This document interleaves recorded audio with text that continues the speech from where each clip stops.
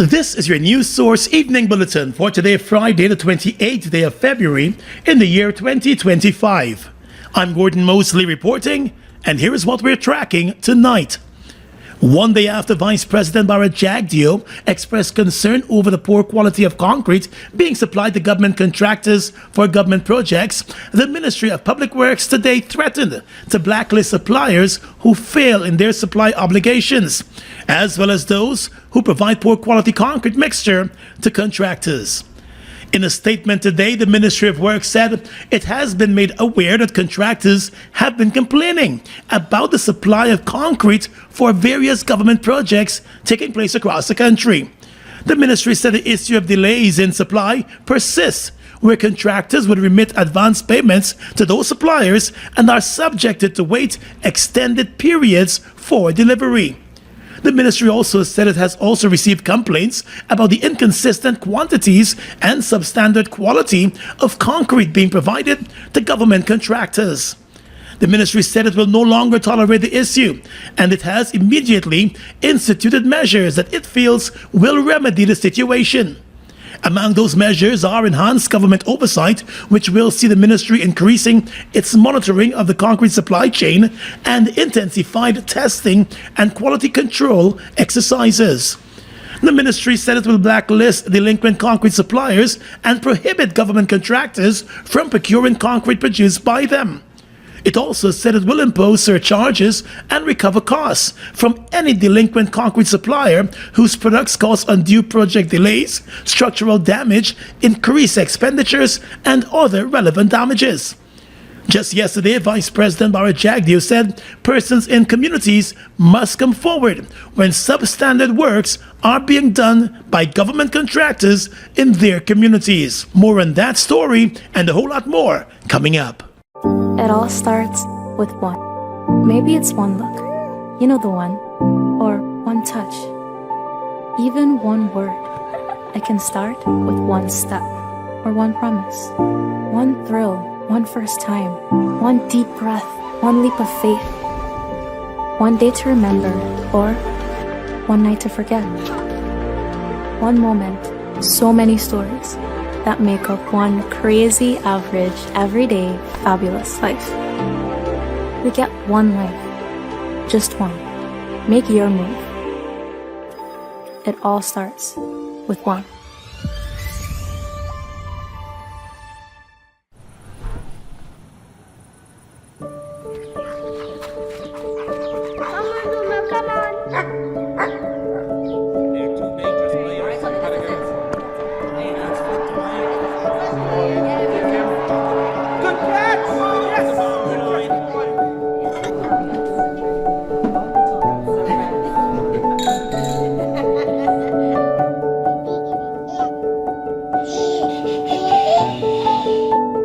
Your own home is so much more than just four walls, floors, and ceilings. It's a lifetime of great memories and stories. Come talk to us and start your journey home today.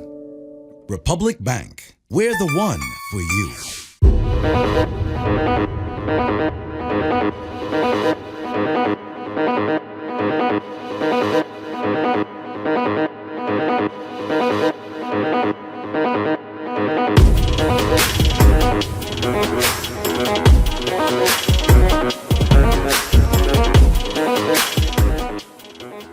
Citizens, please be reminded that the Ministry of Housing and Water does not sell land or housing units through any third-party arrangements or accept payments through any mobile money platforms. All our allocations are done at our Brickdam Georgetown Lane office, any of our regional offices, or at any scheduled Dream Realized event.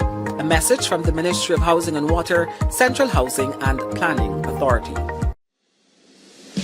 Mobil Delvac Heavy Duty Lubricants. With more than 90 years of experience and innovation, Mobil Delvac is a recognized leader in advanced heavy duty lubricants. Discover how the state-of-the-art Mobil Delvac technology can help protect and extend the life of your diesel engines. Mobil Delvac, the trusted brand for many successful businesses. Protect your fleet and keep your vehicles on the road and out of the shop. Helped by Mobil Motor Oils. Distributed by Sol Guyana Inc.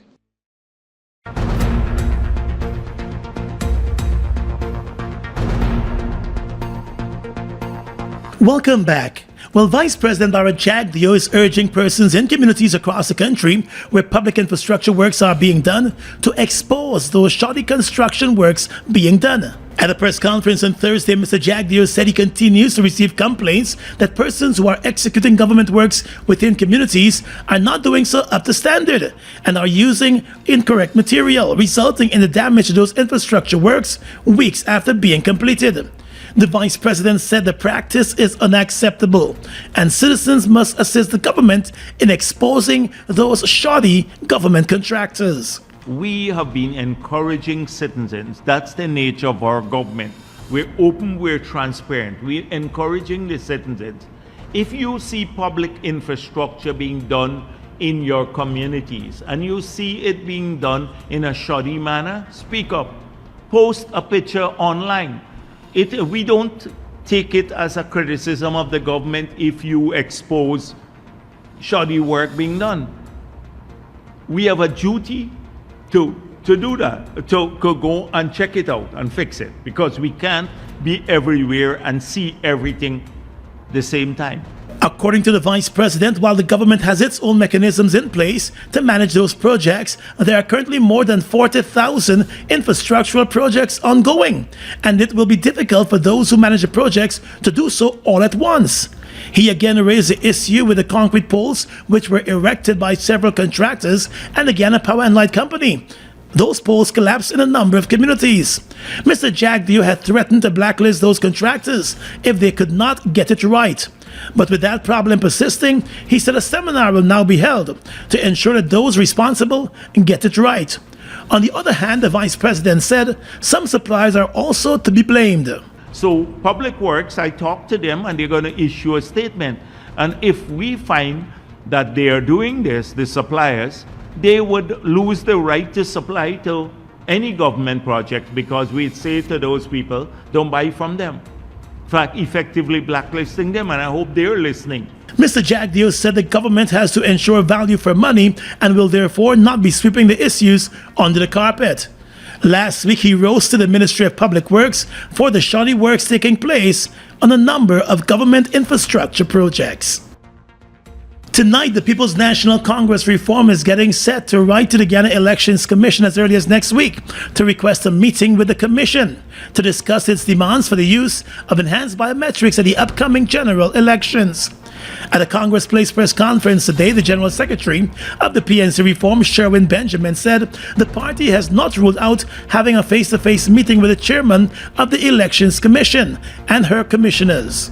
To answer the substantive question, I did say that we are prepared to and we will write GECOM on this matter. The PNC Reform, which is the largest opposition party in the country, is of the opinion that enhanced biometrics at polling stations will guard against electoral fraud. The chairman of the Elections Commission has signaled a willingness to consult an expert on the use of digital fingerprinting during registration. But she said such an initiative cannot be rolled out simultaneously with the preparations for the upcoming elections. But the PNCR is still demanding that the expert or experts be hired now to provide the advice and guidance. This is the same Jagdeo who, after the PPP's defeat in 2015, aggressively demanded not only fingerprint biometric but voter verification, but also electronic voting. In other words, he and his party were even advocating for voting without ballot paper. His current criticism against the digital biometrics are therefore two-faced and devious. The governing PPP has said that moves to implement enhanced biometrics at polling stations so close to elections could disenfranchise voters. But Benjamin brushed aside those concerns from the governing party. He told reporters that prior to 2020, the PPP had championed the need for the same biometrics. Guyanese now are, however, overstraught with the claim that and counterclaims from their political parties and GECOM itself, the merits and demerits of digital biometrics. Dispute and knowledge grasp over, however, could be readily resolve by employing the services of a reputable international firm of experts to advise GECOM and the nation about all the relevant aspects of the technology, including best practices and the implementation of timeframes. We see no difficulty in recruiting such expertise as early as next month. The PNC Reform General Secretary said if the PPP Civic is serious about free and fair elections, it should throw its support behind the initiative and the call for biometrics.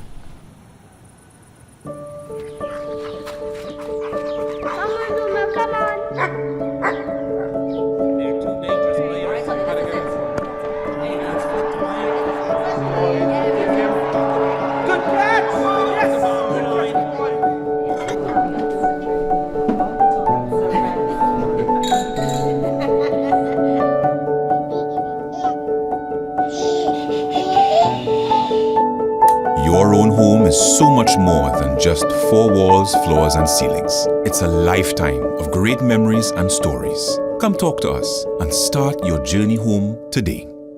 Republic Bank, we're the one for you.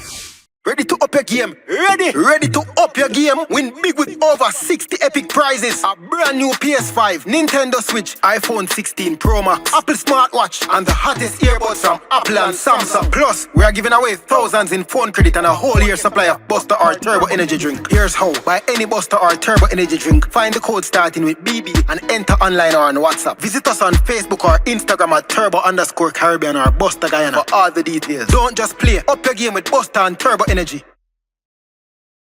The World Bank has announced that it has approved a new project to support Guyana in upgrading and rehabilitating the country's road infrastructure. The $156 million project is an integrated transport corridors project, and it will focus on enhancing Guyana's transport network in selected regions to ensure it is better equipped to withstand natural disasters and provide safer, more reliable mobility for people. In a statement, the Washington-based World Bank said Guyana's road infrastructure faces several challenges, particularly in the coastal regions, where roads are highly vulnerable to extreme weather events.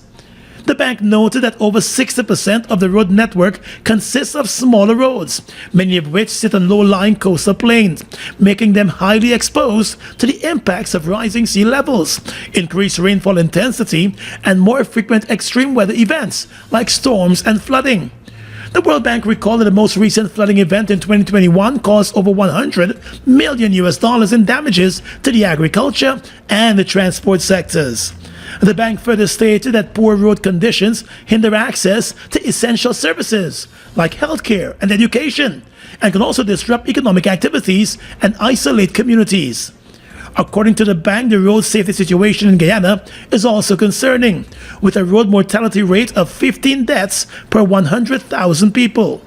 The project will focus on upgrading and rehabilitating key road corridors in selected regions of the country, and it will also implement critical infrastructure improvements such as enhancing drainage systems, stabilizing slopes, and raising embankments to prevent erosion to safeguard vital transport links that support agriculture, tourism, trade, and access to essential services. Under the project, special attention will also be given to high-risk locations like schools, hospitals, and markets. General Secretary of the People's National Congress Reform Sherwin Benjamin today confirmed that long-standing Firebrand Party member Vanessa Kassoon has resigned from the party.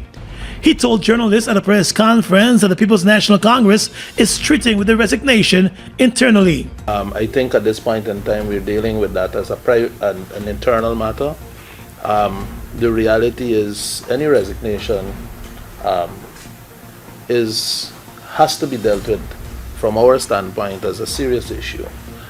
So much to say that we're dealing with it as an internal matter, and at the appropriate time we'll make a detailed statement in respect of that. Kissoon, in a brief interview with News Source yesterday, cited personal reasons for tendering her resignation. She currently sits on the Linden Mayor and Town Council as a constituency councillor representing the APNU. The PNC is the largest party in the APNU. But Benjamin has made it clear that her resignation does not affect her role as a councillor for the APNU. Suffice to say, she is a councillor for the APNU on the municipality of Linden, and I don't think at this point in time a resignation will affect that office unless she of her own decides that she is going to resign as a councillor. I don't want to say that that is a position she will take. I think she knows that the importance of holding on to that. News Source understands that Kissoon's resignation might have been triggered by an incident last week when she received a hostile welcome from some party supporters during a visit to PNC headquarters at Congress Place for an event. She said she would not comment on that issue. Jamaican dancehall star Vybz Kartel is in Guyana, and tonight he's launching his Straight Vibes Rum. The production of the rum is a collaborative project between the Angostura Company of Trinidad and Tobago and Vybz Kartel himself. The inspiration behind Straight Vibes Rum comes from Vybz Kartel. His influence transcends music, as we see here today. His creativity, his unapologetic boldness are infused in every bottle of Straight Vibes Rum, along with Angostura's renowned expertise in blending flavors and premium quality. We have 4 rums in the portfolio. Fever, which is an overproof rum. Ramping Shop, which is an enhanced rum. Electric, a white rum. And Unstoppable, a dark rum. In Guyana, the rum will be distributed by A.S. Brydens.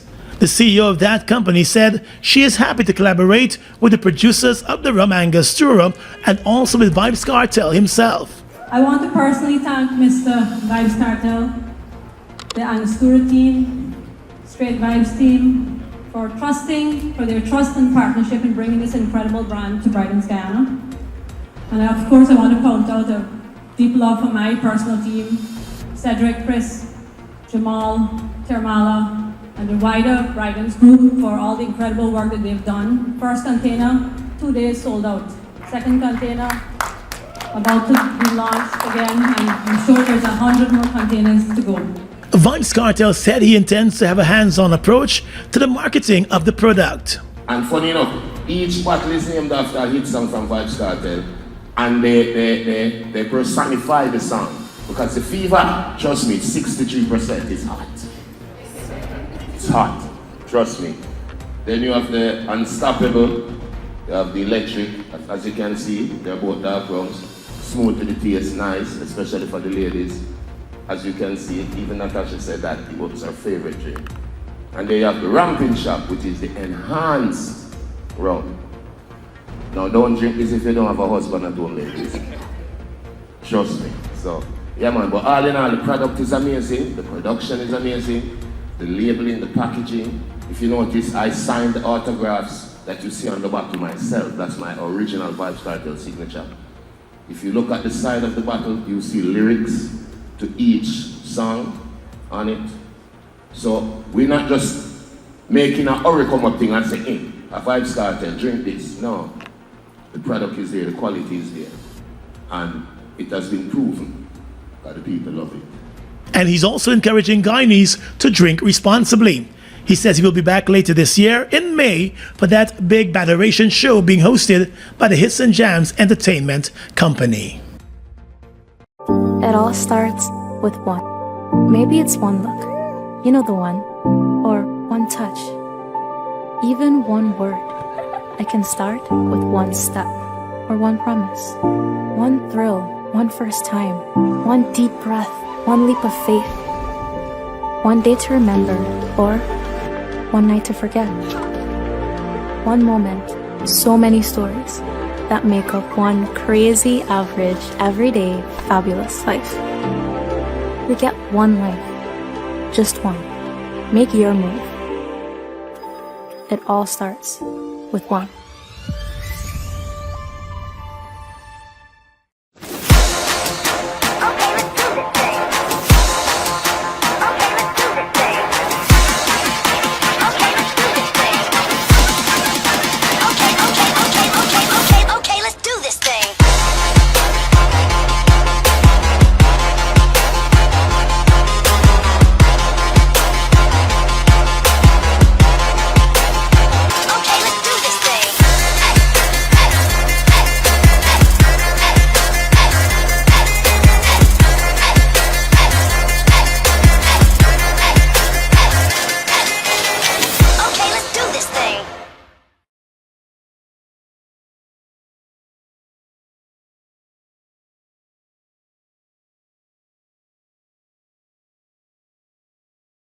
Guyana's economy is rapidly transforming, and we're all part of it.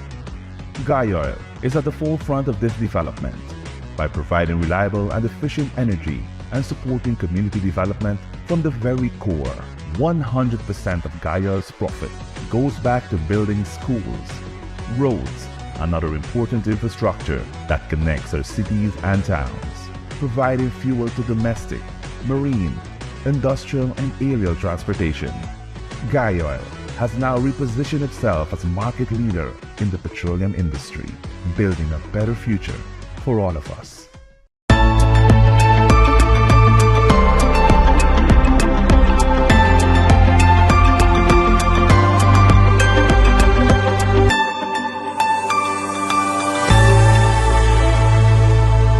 With your regional and international news tonight, I am Svetlana Marshall in the region.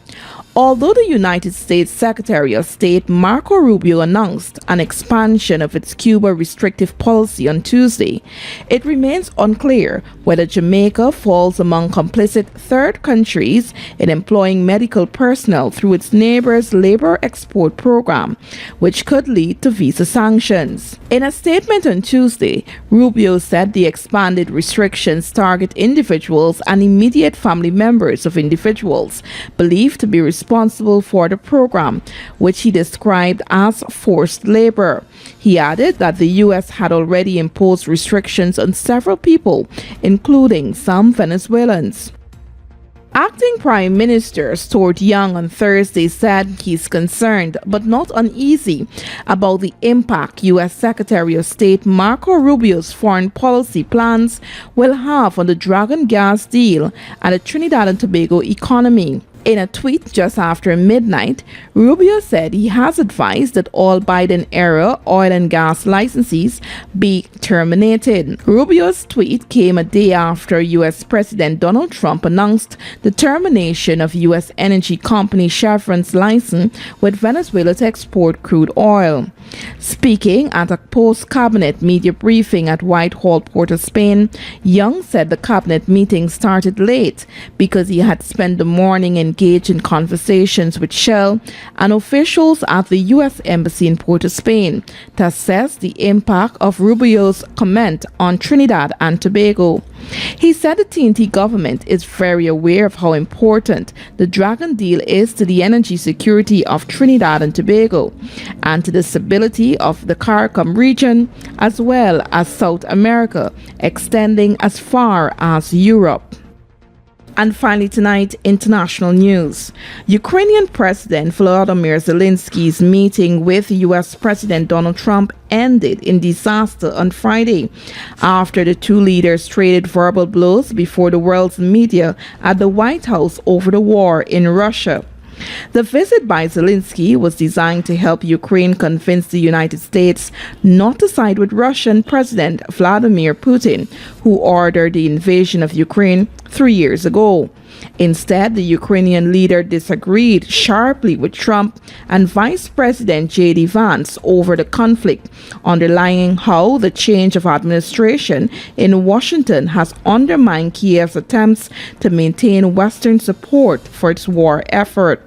Vance stressed the need for diplomacy to resolve the biggest conflict in Europe since World War II, while Zelensky countered that Putin could not be trusted in any negotiations. And that's your News Source Evening Bulletin for tonight. I'm Svetlana Marshall, wishing you a pleasant weekend.